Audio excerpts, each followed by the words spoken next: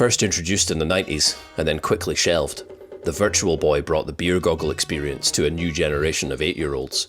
With its hefty price tag, headache-inducing visuals, and awkward form factor, less than 24 Virtual Boy games were released before Nintendo decided to say Wii U later to their poor abortive console. So, in 2025, with fans still clamouring for DS games on Switch or a Twilight Princess remaster, Nintendo did the only thing they logically could. They ignored all that and re-released the Virtual Boy instead. And not just the games, but the original hardware. Sort of. For the princely sum of $100, £66 in the UK, you can own this piece of gaming history for yourself. Keep in mind that this is not a standalone console like it was before. You're paying this price tag for something that's just an accessory to the Switch.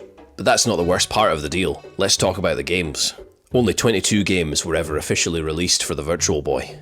Nintendo have promised there will be 3 available on launch day, with a total of just 14 games being released over time. And, in true Nintendo style, there will most likely be no timeline for when each of these 14 games will eventually come out.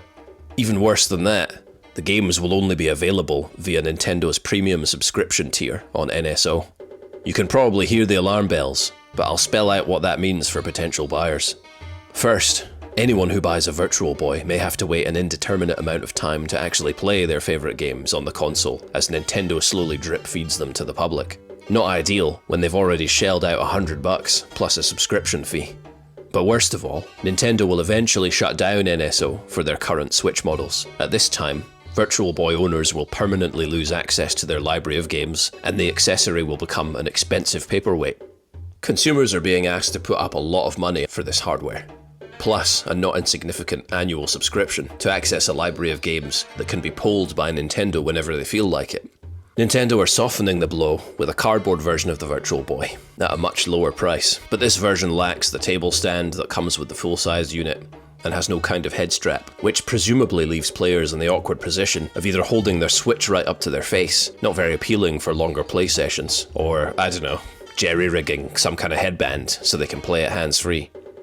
By the way, I'm not recommending that you do that. All of this begs the question, is there really any point to buying this thing at all? Don't get me wrong, I've got no problem with resurrecting the Virtual Boy in principle. It's an important piece of gaming history, and I'd love to have a shot of one day. But asking fans to pay this much for something that could be useless a few years from now feels like too high a price. Let me know what you think in the comments, and subscribe if you'd like to see more videos like this one. And thanks for watching.